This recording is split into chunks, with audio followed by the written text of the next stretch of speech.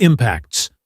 Beyond immediate actions, Houston emphasized strengthening domestic trade, eliminating internal Canadian trade barriers, and expanding global market opportunities. He assured Nova Scotians that his government would continue to defend their interests, urging residents to support Canadian businesses. Premier Danielle Smith of Alberta labeled the tariffs an unjustifiable economic attack and warned they would backfire on both nations, increasing prices and job losses. 1. While supporting the federal government's countermeasures, she announced that Alberta would unveil its own retaliatory actions within 24 hours. Smith called for national unity, urging all provinces to remove internal trade barriers and prioritize key resource projects such as pipelines and LNG facilities. She also stressed the need for Canada to strengthen global trade ties and bolster national defense spending in an increasingly volatile world. Premier Wab Kinew of Manitoba swiftly announced that all American alcohol would be removed from Manitoba liquor marts, reinforcing the province's commitment to retaliatory measures. Newfoundland and Labrador's Premier Andrew Furey denounced the tariffs as illegal and unjust, and took immediate action, including removing U.S. products from Newfoundland and Labrador Liquor Corporation shelves, that his government would continue to defend their interests of U.S. goods and services to support Canadian businesses. Market opportunities beyond Premier Danielle Smith of Alberta labeled the tariffs an unjustifiable. Furey also announced the creation of a roundtable on Canada-U.S. trade relations to strategize further responses. He called on Canadians to unite, emphasizing that Canada's identity, values, and sovereignty would guide the country through this economic conflict. Canada is accelerating efforts to diversify away from the U.S. market to reduce vulnerability. Building on existing free trade agreements like the Comprehensive and Progressive Agreement for Trans-Pacific Partnership and the Comprehensive Economic and Trade Agreement, Ottawa is encouraging businesses to pivot exports to Europe, Asia, and Latin America. The government is offering grants and financing to help industries adapt. Provinces are also focusing on new markets. British Columbia, for instance, is fast-tracking projects and seeking overseas customers, while Atlantic provinces are expanding seafood sales to Europe. Although proximity and long-standing ties make the U.S. a natural partner, persistent tariff threats have spurred a national resolve to find alternatives. Canada already has preferential deals with the EU, many Asia-Pacific countries, and various Latin American nations. Officials are pushing companies to use these agreements to replace lost U.S. sales. The hope is that increased exports to Japan, Europe, or other markets can offset some of the shortfall. Talks with India and other emerging economies could open additional opportunities. Canada also aims to deepen ties with Mexico and other CPTPP members, creating a broader free trade ecosystem that excludes the U.S., or at least lessens dependency on it. Canadian manufacturers and agricultural producers are reallocating resources, seeking alternate inputs, and exploring new export channels. Retailers are substituting U.S. goods with products from Canada or overseas. This transition may take time, but the current tariffs have created urgency. Long-standing trade frictions between the United States and Canada are not new. The two allies have weathered numerous disputes over the decades. Two of the most enduring is the softwood lumber conflict, which began in 1982 and persists today. 3. The U.S. lumber industry has long accused Canada of unfair subsidies and imposed countervailing duties, while Canada vehemently disputes those claims. This lumber war has seen multiple rounds of tariffs, legal battles, and temporary agreements, making it one of the largest and most enduring trade disputes in bilateral history. Other perennial flashpoints include Canadian dairy quotas versus U.S. access demands, and American country of origin labeling rules for meat, which were eventually overturned via a WTO challenge. Past U.S. administrations have occasionally imposed tariffs on Canadian goods, often provoking retaliation and eventual compromise. In 1930, the Smoot-Hawley Tariff Act raised U.S. duties on thousands of imports. Canada, then America's largest trading partner, was among the first to retaliate, hiking tariffs on 16 categories of U.S. goods. The result was mutual economic pain and a collapse in trade.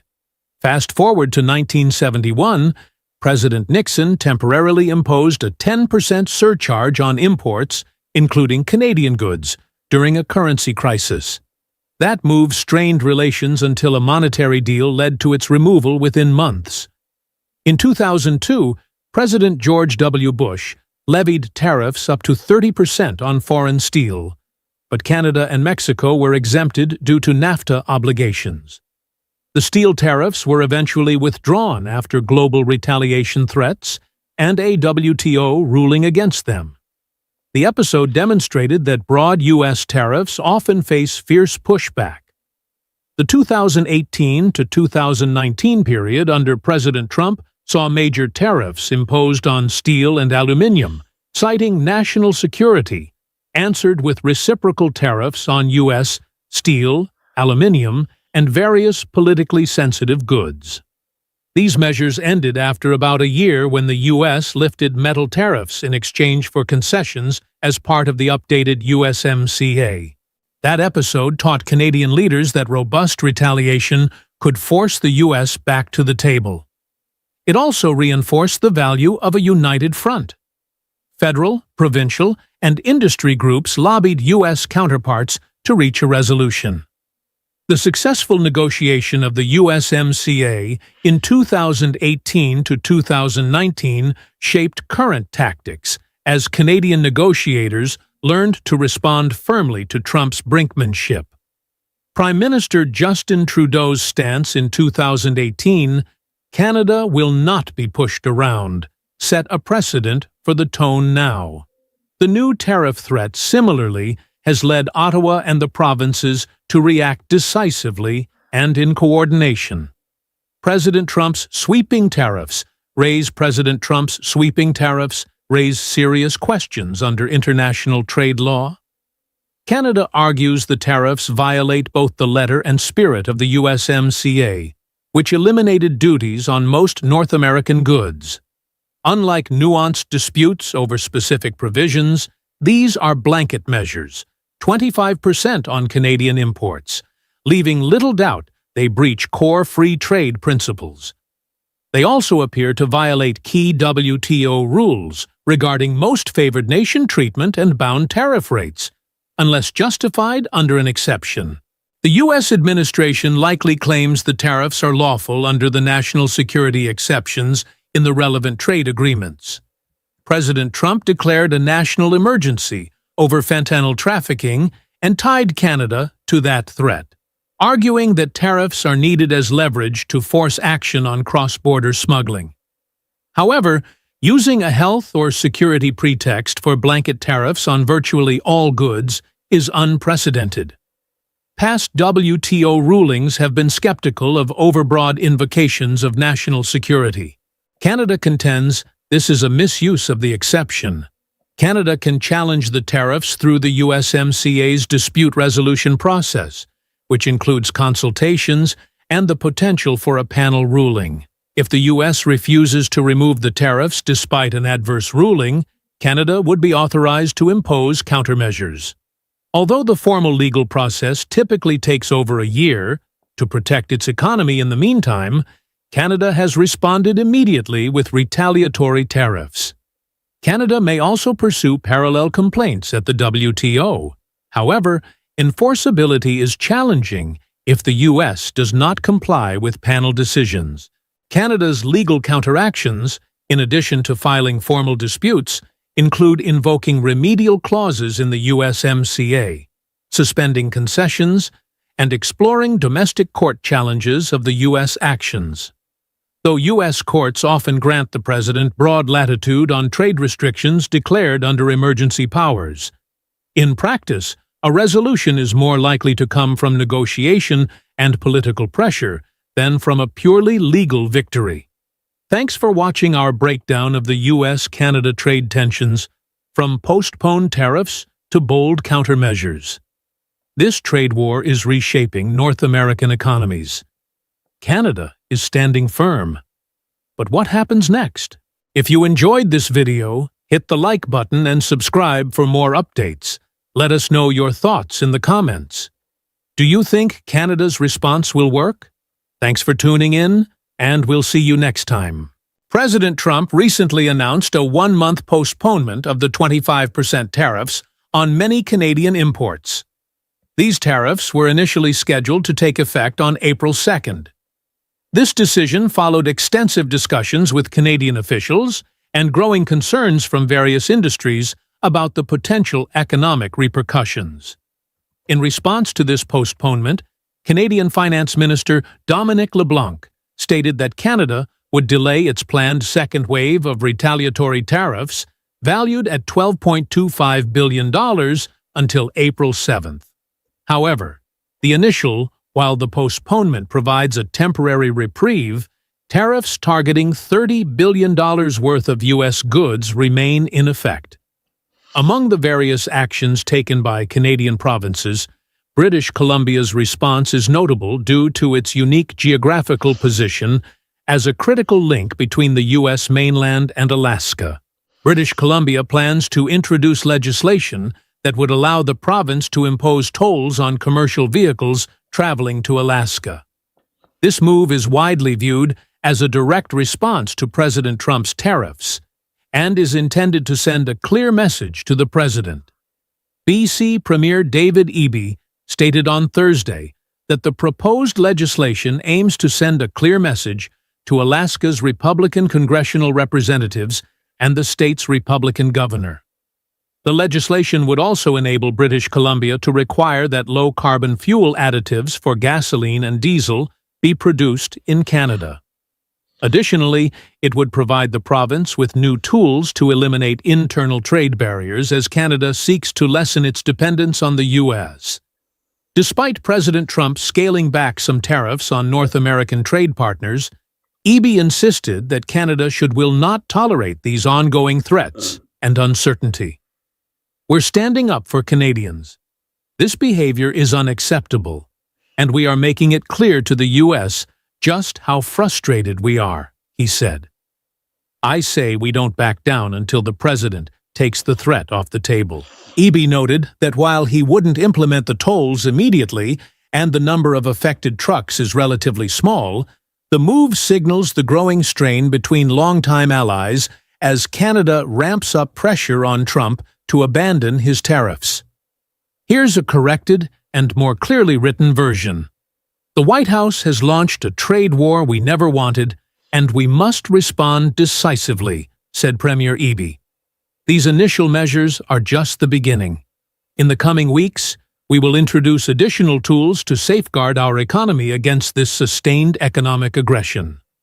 The BC government plans to introduce tariff response legislation in the coming days, equipping the province with new mechanisms to protect jobs, businesses, and swiftly address challenges stemming from Trump's trade war. Interprovincial trade barriers to strengthen BC's internal economy, mandating that low-carbon fuel additives for gasoline and diesel be sourced within Canada, and implementing tolls or fees on U.S. commercial vehicles using BC infrastructure to reach Alaska. These tariffs are a serious misstep by Trump's administration, hurting families and businesses on both sides of the border. Premier Eby added, "Our government will fight for British Columbians every step of the way, and every option remains on the table." As an immediate response, the province has directed the BC Liquor Distribution Branch to halt purchases of American liquor from red states, removing those brands from public liquor store shelves. Additionally, BC government agencies and Crown corporations have been instructed to prioritize Canadian goods and services. These actions are part of a broader Team Canada approach, which includes the federal government's 25% tariffs on $15.5 billion worth of U.S. imports, alongside countermeasures from other provinces and territories to reduce reliance on U.S. trade. British Columbia is aggressively pursuing new markets and accelerating approvals for major investment projects. The initial wave of projects, valued at $20 billion, will create an estimated 8,000 jobs, particularly benefiting rural and remote communities. To ensure a coordinated and effective response, Premier Eby has established a Trade and Economic Security Task Force, bringing together leaders from business, labor, and Indigenous communities. Additionally, a task force on agriculture and the food economy will work to safeguard BC's food supply. A BC Softwood Advisory Council is also developing a diplomatic and trade strategy to defend BC's interests in the ongoing softwood lumber dispute. A newly formed cabinet committee will oversee the government's comprehensive response. With these measures, British Columbia is taking bold steps to protect its economy, workers, and businesses from the impact of U.S. tariffs. While strengthening trade and economic resilience for the future, Canada plays a crucial role in connecting Alaska to the rest of the United States. Alaska is a geographical exclave, meaning it is not directly connected to the contiguous U.S. by land.